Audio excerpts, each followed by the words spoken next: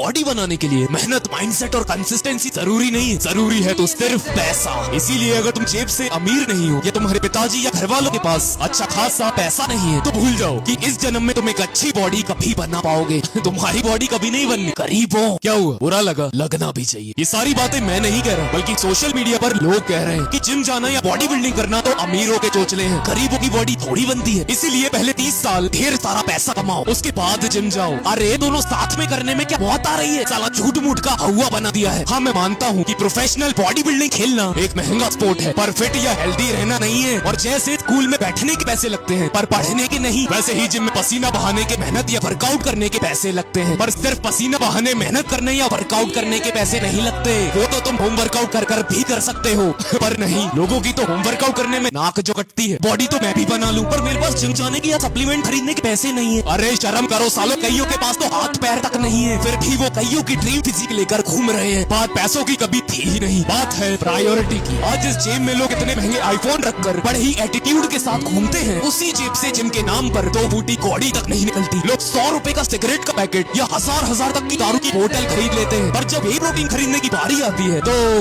हम तो गरीब हैं। लोग डॉक्टर के कहने पर दवाइयों में, हॉस्पिटल्स के बिल में पैसे बड़े आराम से लगा देते हैं, पर जब जिम की मेंबरशिप की बारी आती है तो हम तो गरीब हैं। कल को इस देश में दारू अगर महंगी भी हो जाए और प्रोटीन 2 रुपए किलो भी मिलने लगे, तब भी ठेकों के बाहर उतनी ही भीड़ होगी जितनी की आज है। क्यों? क्योंकि जिम जाना तो अमीरों के चोचले हैं और हम तो गरीब हैं। मैं इस रील में या मेरी हर रील में या मेरी यूट्यूब की वीडियोस में या रियल लाइफ में भी मैं न्यूट्राबे के प्रोडक्ट्स यूज करता हूँ। और अगर जब भी तुम कभी न्यूट्राबे से कुछ भी लो तो अपने भाई का कोड जरूर यूज कर लेना। और हाँ, तुम इसे प्रमोशन कह सकते हो क्योंकि ये है, मैं अच्छी चीजों को प्रमोट करने में 1 सेकंड भी नहीं लगा।